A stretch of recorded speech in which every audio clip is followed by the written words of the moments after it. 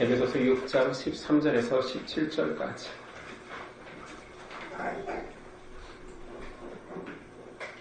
저와 여러분들이 한 목소리로 봉독하겠습니다. 에베소서 6장 13절입니다. 시작. 그러므로 하나님의 전신갑주를 취하라. 이는 악한 날에 너희가 능히 대적하고 모든 일을 행한 후에 서기 위함이라. 그런즉 서서 진리로 너희 허리띠를 띠고 의의 호신경을 붙이고 평안의 복음이 준비한 것으로 신을 신고 모든 것 위에 믿음의 방패를 가지고 이로써 능히 악한 자의 모든 불화살을 소멸하고 구원의 투구와 성령의 검 곧 하나님의 말씀을 가지라. 아멘.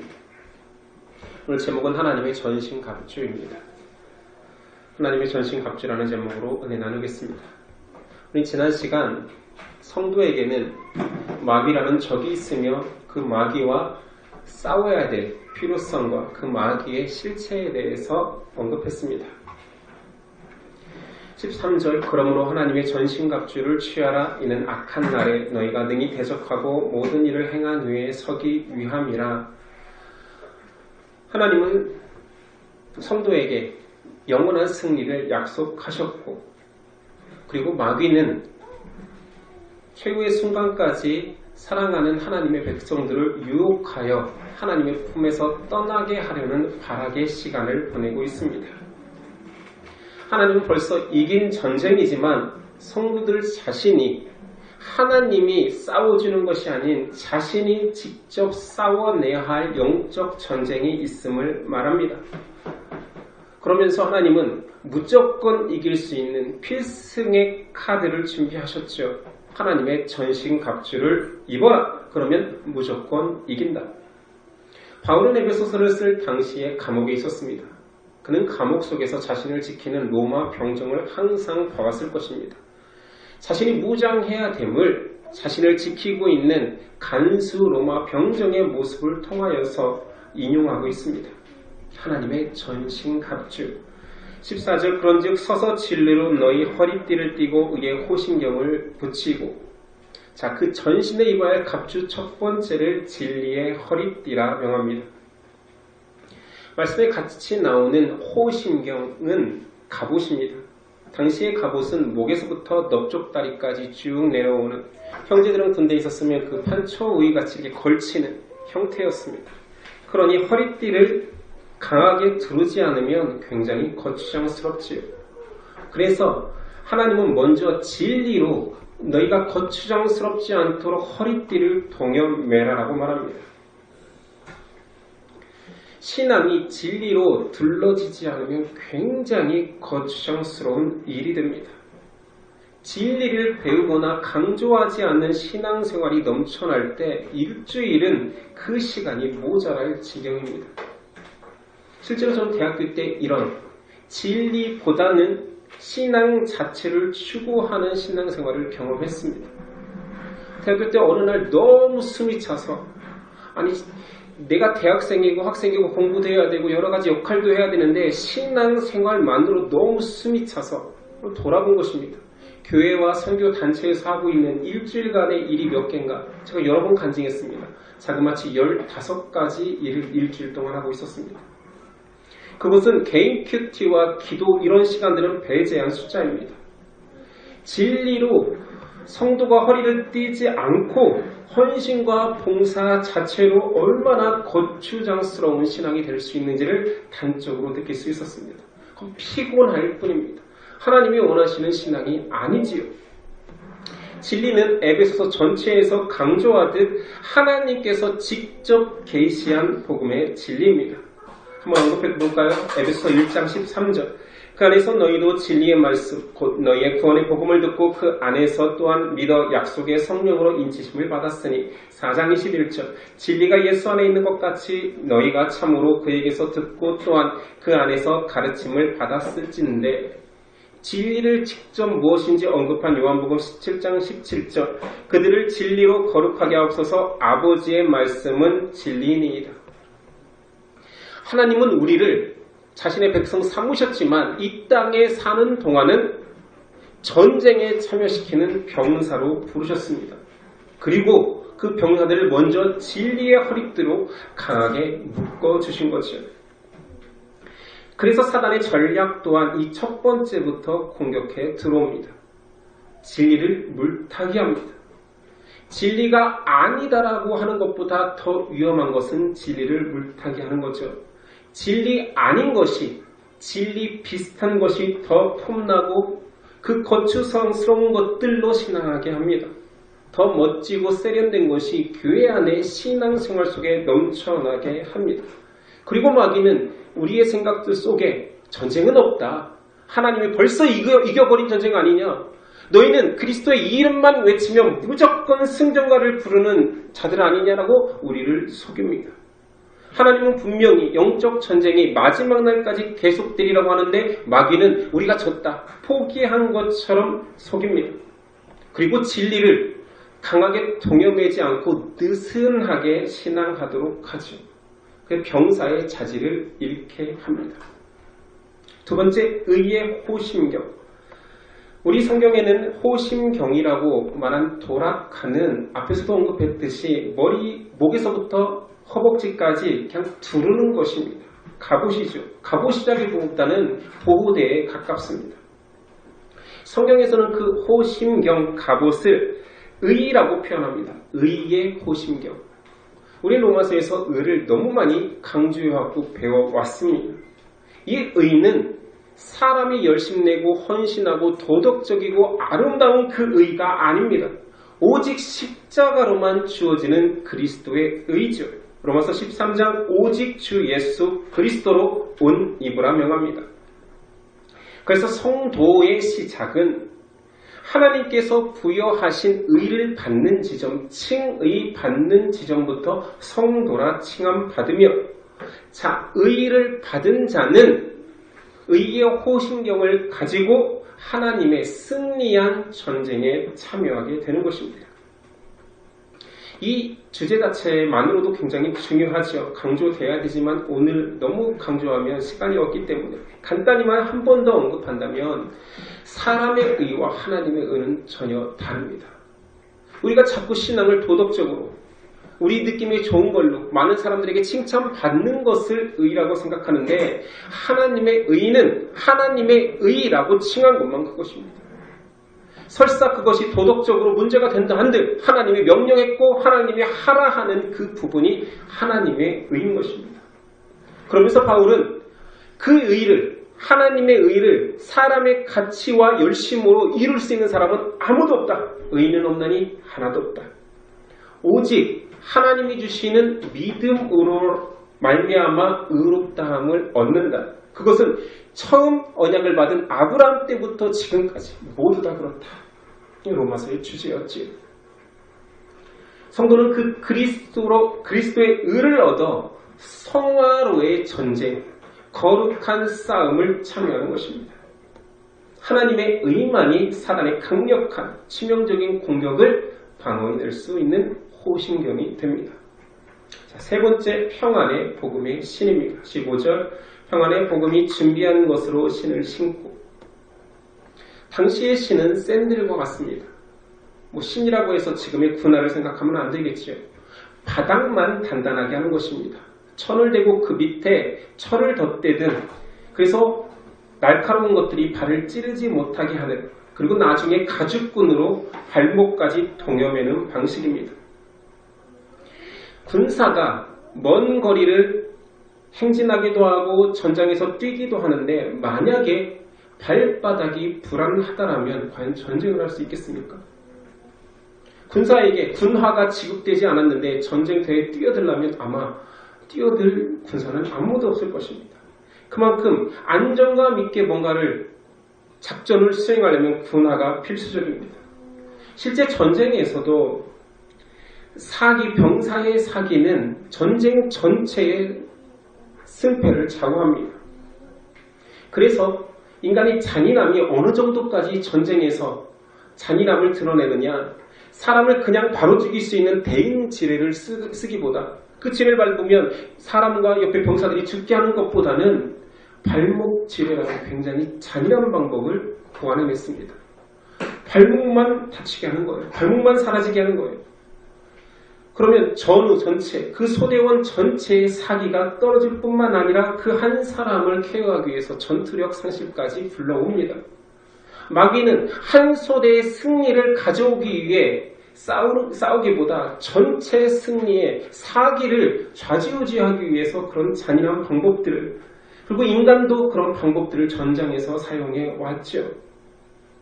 전후의 죽음은 때로는 분노를 일으키고 사기를 올려 더 열심히 싸우게 합니다. 근데 전후의 부상은 전체의 사기를 떨어뜨리죠. 그러므로 사단은 간괴를 씁니다.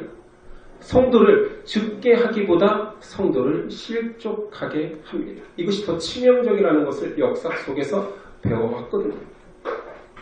성도가 신어야 할 신은 어떠한 상황에서도, 가시밭길에서도 돌짝밭에서도 안전하게 걸어내고 안전할 거다. 나를 지키시는 우리의 지휘관 하나님은 우리를 안전한 곳으로 이끌 것이라는 평안의 복음의 신을 반드시 심어야 됩니다.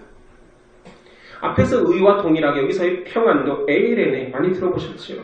이것은 세상이 주는 평안을 말하는 것이 아닙니다. 하나님이 주어주시는, 하나님께서 그에게 이식한 평안을 말하는 거죠. 빼앗기지 않는 영원한 평안. 로마서 5장 1절이야. 그러므로 우리가 믿음으로 의롭다 하심을 받았으니 우리 주 예수 그리스도로 말미암아 하나님과 화평을 누리자. 또한 그런 말미암아 우리가 믿음으로 서 있는 이 은혜에 들어감을 얻었으며 하나님의 영광, 이긴 싸움이죠. 이것을 바라고 즐거워하느니라. 하나님이 명하신 영적 전쟁은 물론 두렵습니다. 물론 고통스럽습니다. 그러나 이긴 싸움 하나님의 영광을 드높이며 하나님을 승리를 기대하며 하나님을 찬양하며 참전하는 승리의 싸움입니다. 그러니 평안할 수 있지요. 결론이 정해졌기에. 네 번째 전신갑주는 믿음의 방패입니다. 16절 모든 것 위에 믿음의 방패를 가지고 이로써 능히 악한 자의 모든 보라사를 소멸하고. 당시의 방패도 지금과 비슷하게 두 가지입니다. 지금 방패 들고 싸우는 때가 아니지만 접근전을 방어하기 위한, 칼을 직접적으로 방어하기 위한 철로 만든 작은 방패와 원거리 불화살, 화살들을 막을 수 있는 큰 화살 방어용 방패를 사용했습니다. 보병들이, 거의 앞선에 선 보병들이 그 큰 방패 120 높이에 폭은 70 정도 된다 그래요. 이 방패를 막음으로 해서 화살로 나뿐만 아니라 뒤에 있는 보병들 같이 막을 수 있는 형태입니다. 여기서 불화살을 소멸하니 아마 두 번째 화살 방어용 방패를 말할 것입니다. 불화살을 쏘기에 당시 로마군들은 그 방패를 나무로 만들고 앞에 가죽을 덧대어서 전장이 시작될 때 그 가죽을 물로 적신다라고 합니다. 그래야 불이 꽂혀도 타들어가지 않겠지요. 내 방패가 불화살을 막는다 할지라도 나를 보호하고 내 전우를 보호할 수 있다는 확신이 바로 믿음입니다.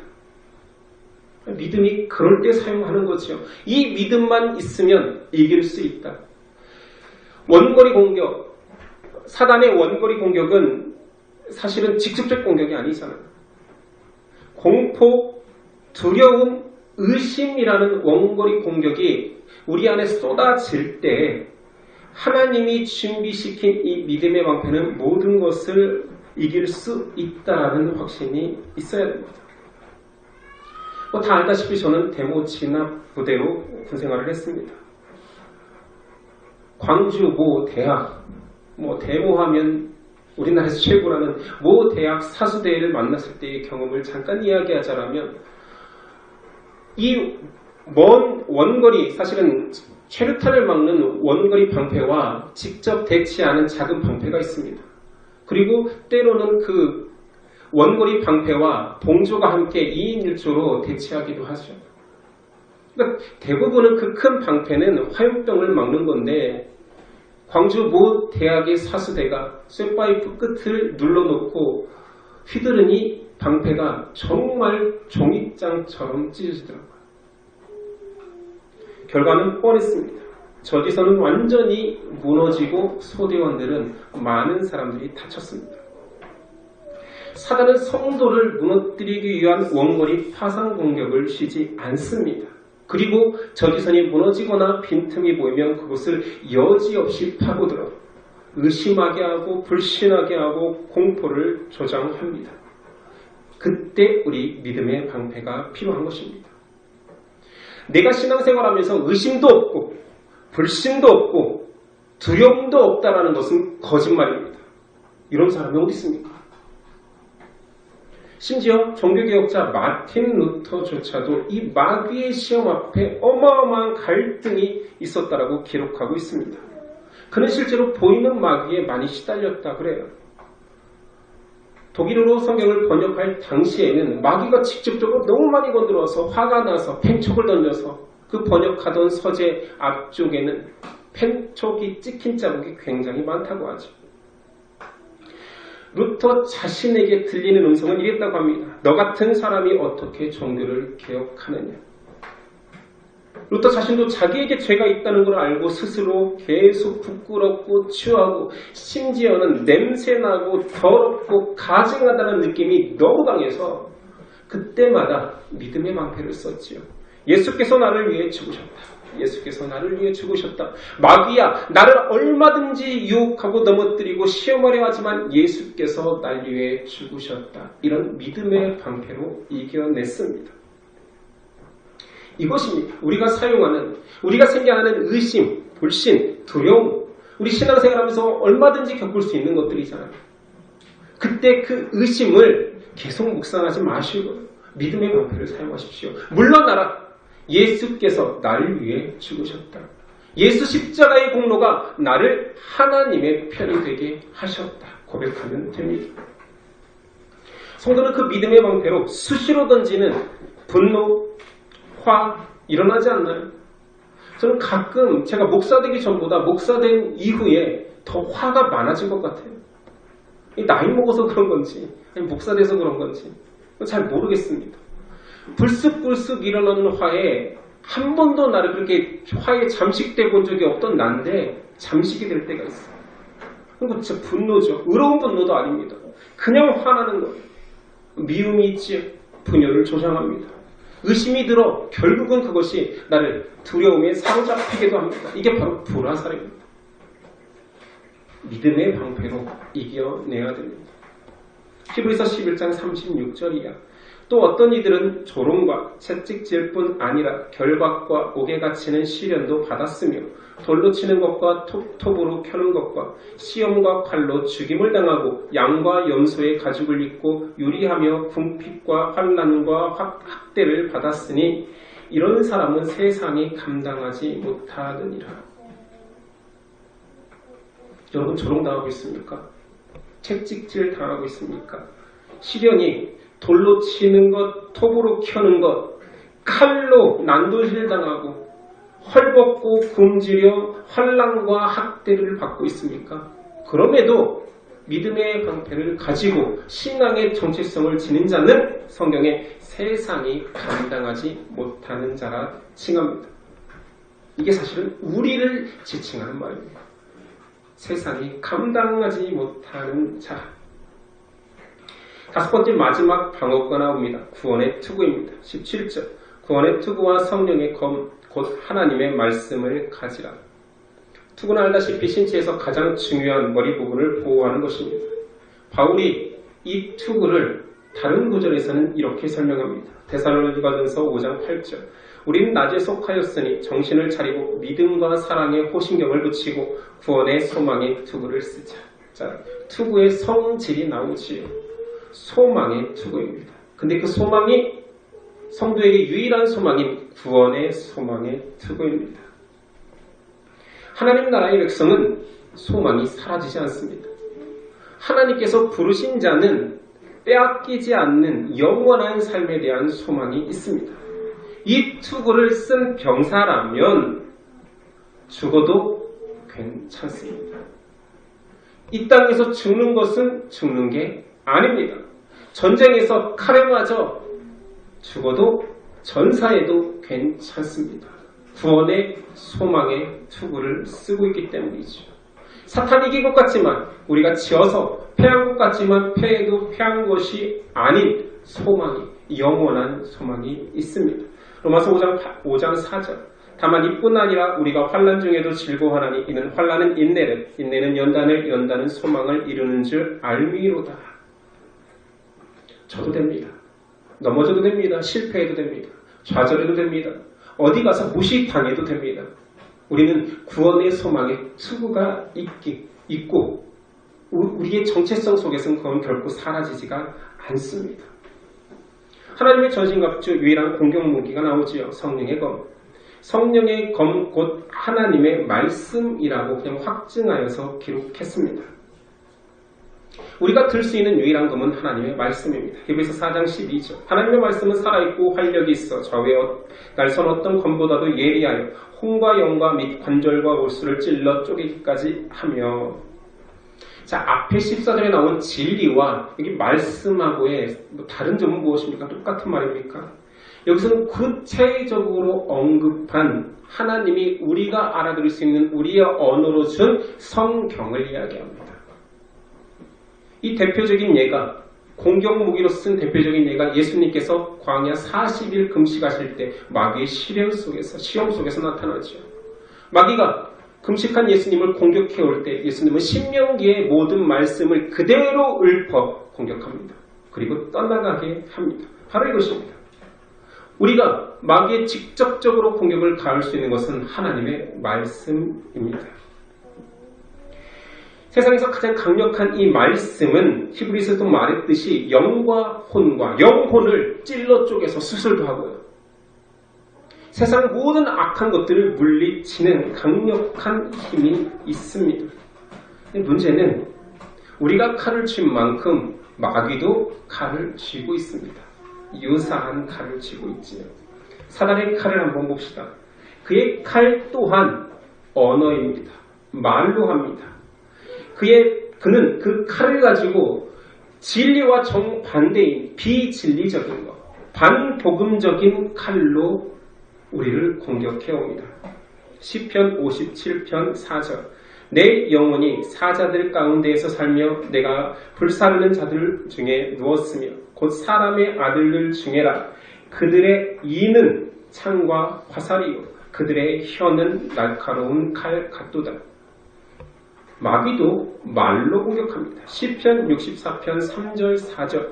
그들이 칼같이 자기 혀를 연마하여 화살같이 독한 말로 겨누고 숨은 곳에서 온전한 자를 쏘며 갑자기 쏘고 두려워하지 아니하는도다. 반대로 하면 우리 말씀 같은데 이건 정확히 적군들이 얼마나 강력한 칼을 가지고 있는지. 잠언 12장 17절이에요. 진리를 말하는 자는 의를 나타내어도 거짓쟁이는 속이는 말을 하느니라. 칼로 찌름과 같이 함부로 말하는 자가 있거니와. 성도들이 치명상을 입는 것은 바로 이 진리를 왜곡한 사단의 칼에 의해서입니다. 이 칼은 성경을 뒤져보면 창세기 처음부터 그들이 가장 애용해왔던 공격 무기입니다. 하나님의 말씀 진리를 왜곡하여서 성도를 넘어지게 하죠. 창세기 3장 1절 이하입니다. 그런데 뱀은 여호와 하나님이 지으신 들짐승 중에 가장 강교하더라. 뱀이 여자에게 물어 이르되 하나님이 참으로 너희에게 동산 모든 나무의 열매를 먹지 말라 하시더니라. 뱀이 여자에게 이르되 너희가 결코 죽지 아니하리라. 너희가 그것을 먹는 날에는 너희 눈이 밝아져 하나님과 같이 되어 선악을 알 줄을 하나님이 아심이니라. 과연 죽는다 했더냐? 왜곡하는 거죠. 정령 죽으리라 했는데. 그리고 그것을 먹을 때에는 하나님과 같이 되리라. 얼마나 강력한 유혹의 검입니까? 그래서 우리가 말씀 안에 살아야 되는 거예요. 말씀은 그냥 글일 뿐이지 않습니까? 다 똑같은 말 아닌가요? 내 똑같은 말이 아닙니다. 단순히 글이 아닙니다. 그것은 살아 역사하시는 하나님의 검, 성령의 검입니다. 내가 유혹받지 않고 내가 공포감에 휩싸이지 않고 이 싸움에서 승리하려면 말씀을 계속 먹어야지.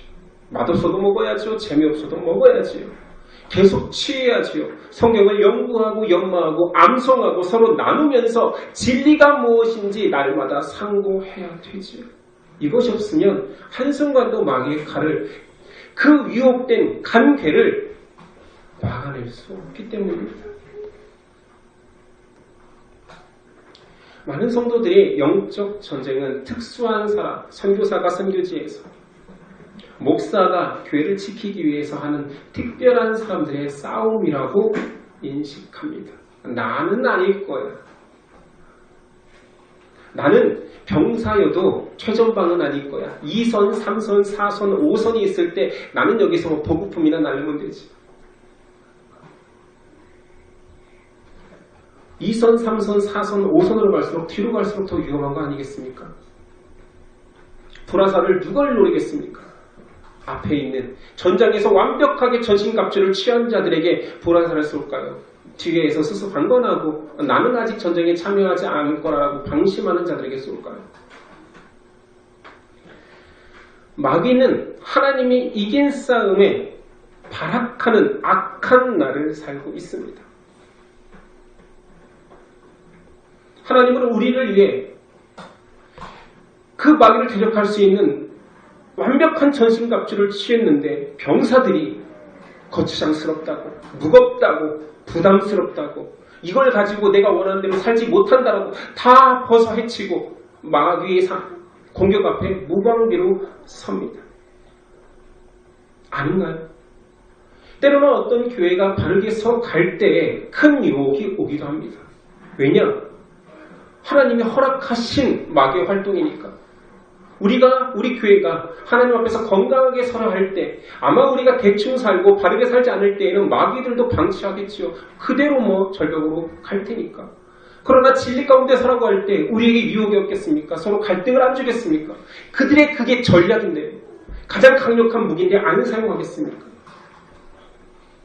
그러니 우리는 더욱 일선에선 병사로 나를 여겨 진리의 허리띠를 띄우고 의의 호신경을 붙이고 평안의 복음의 신을 신고 믿음의 방패를 가지고 구원의 투구와 성령의 검, 말씀의 검을 항상 착용해야 됩니다. 사용은 둘째 문제예요. 사용은 위급하면 하겠지요. 하라고 하지 않아도 하겠지요. 문제는 착용조차도 안 한 방심하는 상태는 아니라는 것입니다. 우리 모두 군사입니다. 병사인 너와 내가 사탄이 무시하는 존재였으면 좋겠습니까? 경계하는 존재였으면 좋겠습니까? 좀 웃긴 질문이죠. 당연히 사탄은 적군이니 나를 경계하는 사람이었으면 좋겠잖아요. 그만큼 내가 하나님 앞에 바로 섰다는 거잖아요. 근데 많은 성도들은, 많은 신앙인들이 사탄의 경계에서 벗어난 삶을 꿈꿉니다. 그래야 완전 무장을 해체하고 내가 원하는 거추장스러운 화려한 폼나는 옷을 입을 수 있기 때문이죠. 전장에서 병사의 옷은 그냥 군복입니다. 여기에 디자이너가 한 화려한 옷은 있을 수 없죠. 그러니 전장에서 자꾸 벗어나 화려한 옷을 찾으려고 합니다. 신앙인조차. 그런 병사라면 마귀가 기꺼이 무시해주는, 가만히 있어도 되는 병사가 아니니까 저는 죽여도 살려도 이 전장에 아무 의미가 없는 사람이 되어버리는 것입니다. 우리가 상대하는 적은 속이는 자, 마귀입니다. 마귀는 지난 시간에 그의 힘의 전능성을 이야기했습니다. 전지전능함을 가지고 있다고 했지요. 심지어는 사람의 생명까지도 가져갈 수 있는 권능이 있습니다. 완벽한 간계와 전략과 전술을 가지고 간계를 사용합니다. 의심과 분열과 공포의 불화살을 쏘아댑니다. 진리를 가리우며 말씀을 속이는 칼을 그 손에 들고 있습니다. 그리고 우리를 끌어들이는 전장은 자신들이 유리한, 자신들이 이길 법한 전장으로 끌어들어 기울어진 전쟁터에서 싸우게 합니다. 그것이 바로 실용주의와 성공주의죠. 이 전장에서는 성도들도 헤어나오기 힘듭니다. 좀 더 합리적인 신앙생활, 좀 더 세련된 신앙생활, 내가 하나님께 기도하고 믿음으로 인해 세상에서 잘 되고 흥하는 나, 잘 되는 나를 꿈꾸는 그 전장에서 하나님은 없고 내 영광만 취하라고 하는 마귀가 이길 수밖에 없는 전장으로 끌어들이는 거죠. 마귀의 공격은 세심합니다. 진리를 미혹시킵니다. 세상의 가치가 귀하다고 합니다. 우리 머릿속에 정말 마귀적 요소들이 많이 벌써 들어가 있고 그것이 더 가치 있고 좋다라고. 글쎄요, 이성은 이게 아니지라고 하지만 내 마음과 내 끌림 속에는 좀 더 이게 더 좋다. 하나님 믿으면서 이게 더 좋지 않나? 이런 게 얼마나 많습니까? 이게 진짜 바른가? 하나님의 명령인가? 성경에 써있는 대로인가가 아니라 이게 더 세련된 신앙, 더 편한 신앙생활 아닌가에 우리는 초점이 맞춰져 있을 때가 많죠. 마귀는 불화살을 통해서 우리의 분열을 조장합니다. 서로 싸우게 하죠. 얼마나 좋습니까? 그들끼리 싸워서 분열한다면, 자멸한다면 이보다 더 놀라운 전술은 없지요. 지금 한국 기독교를 보면 이 분열의 요소가 굉장히 강합니다. 마귀의 공격이 이 부분을 집중 공략하고 있어요. 동성애 문제, 진보와 보수의 그런 체계 문제로 나뉘어서 성도들조차 나는 진보다 보수다. 저들은 틀렸다, 나는 맞다. 분열하게 합니다. 그래서 제가 신학교 다닐 때 아예 목회 수십 시간에 정치적 발언은 아예 하지 말라고 했습니다. 왜냐면 그 교회에 진보도 있고 보수도 있고 야도 있고 여도 있을 테니 아예 하지 말라고. 하나님 말씀 전하기 바쁜데 왜 정치적 얘기하냐고. 제가 그렇게 말을 안 들어서 가끔 정치적 얘기를 한 것입니다. 그렇게 말을 뱉는 순간 분열은 시작되죠. 이번 주에 한 청년이, 이번 주였나요? 지난주였나요? 가족과 정치적 갈등이 크다고 저한테 문자 보내길래 그랬습니다. 정말 싱거운 대답이었죠. 저도요. 부모님하고 무슨 정치로 싸워. 이해해드려. 너무 힘들어요. 너무 힘들어도 저도요. 저는 우리 부모님이 지금 감옥에 있는 그 대통령을 뽑을 때 싸우지 않았습니다. 그러면 안 돼요. 그러면 안 돼요. 그러면 안 돼요. 전체 아내가 그 대통령을 뽑을 때도 그러면 안 되겠지. 싸운 적은 없습니다. 어떻게 하면 그것이 뭐 본질적인 문제입니까? 지옥 가는 문제입니까? 싸울 필요 없습니다. 그러면 안 돼요 정도면 되죠. 그것도 그러면 안 돼요가 아니라 그러면 안 될 텐데 정도로 바보인 것처럼 나는 몰라서 말 못하는 것처럼 저도 됩니다. 진짜 우리가 원하는 것은 그게 아니기 때문이죠. 사탄이 원하는 분열입니다. 하나님의 백성이 진리를 향한 관심이 열정이 사라지는 순간 자기도 모르는 상태에 오늘 말한 전신갑주의 무장이 해제되고 있는 것입니다. 그러니까 영적으로 만약에 진짜로 우리가 각자 보인다라면 여기에 전신갑주를 취한 사람이 몇이나 있을까요? 누구는 신만 신고 누구는 투구만 쓰고 누구는 호신경만 붙이고 누구는 다 벗고 있고 혹시 이러진 않을까요? 무서운 일이죠. 마귀의 공격에 완전히 노출되어 있는 거죠. 우리는 진리에 감격해야 됩니다. 오늘 말씀 디테일하게 여러 가지를 설명했지만 바울이 그렇게 기록했으니 우리는 그 의미를 찾아 설명은 했지만 무슨 느낌입니까? 전체적으로 무슨 느낌입니까? 하나 아닙니까? 진리에 서라. 말씀 안에 서라. 하나님의 말씀을 붙들어라. 그게 칼이 되기도 하고 보호구가 되기도 하고 그 말씀 속에 구원의 확신이 있고 그 말씀 속에 나를 보호하는 믿음이 있고 그런 느낌 아닙니까? 제가 설명은 했지만 저는 전체적으로 그냥 통틀어서 하나님이 주시는 말씀만 붙들면 믿음도 마귀를 대적할 수 있는 칼도 모든 것들이 가하다라는 느낌입니다. 이 진리를 향한 열정이 사라질 때 스스로 투구를 벗고 평안의 복음의 신을 벗고 전장에 나가라는 무지한 백성이 되는 거죠. 스스로 나는 병사가 아닙니다. 나는 하나님의 백성일 필요도 없습니다. 난 마귀의 적군이 아니거든요. 마귀하고 적당히 간격을 유지하고 적당히 마귀와 타협하여서 이 세상에서 성공해 보렵니다. 제가 오보에서 말하지만 이런 마음속에 그렇게 고백은 하지 않지만 그런 마귀의 전략, 마귀의 속임수 속에 우리 노출되어 있지 않습니까? 다 그렇게 사는 것 같아요. 점검합시다. 내가 병사인지 내가 하나님의 전신갑주를 입고 있는지 안 입고 있는지의 가장 바로미터는 진리에 대한 사모함입니다. 평생 신앙생활했다라고 나는 청년 때부터 중고등부 때부터 하나님 믿었다고 하는데 진리에 대한 사모함이 지금 사그러들었다라면 그는 신분 자체가 하나님의 편이 아닐 수도 있습니다. 무서운 거죠. 안타까운 거죠. 하나님의 편이 아니라니요. 나는 내가 하나님의 편인 줄 알고 여태 살았는데. 그것을 가능할 수 있는 것이 진리에 대한 사모함입니다. 에베소서는 전체 주제가 교회의 연합의 신비입니다. 그래서 서두에도 에베소 1장 10절 하늘에 있는 것이나 땅에 있는 것이 다 그리스도 안에서 통일되게 하려 하심이라. 마귀는 완벽한 통일을 이루어 우리와 싸웁니다. 그래서 바울은 교회여 하나 되어라, 통일되어라. 마귀가 아무리 날뛰어도 하나님의 믿음 안에서 하나된, 하나님의 능력으로 하나된 교회는 대항하여 싸울 수 있다. 교회라는 소대들은, 하나님의 백성들은 절대로 마귀의 관계 속에서 지지 않는다.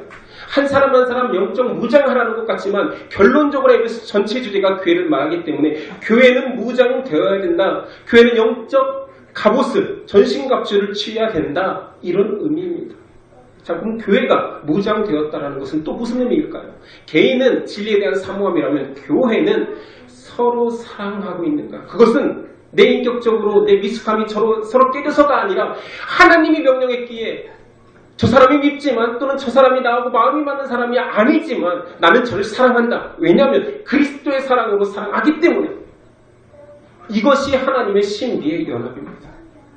이 속에 원수도 발을 못 붙이는 거예요. 그 사랑 속에 녹아져 버리는 거예요. 원수도 사랑하게 되는 거예요.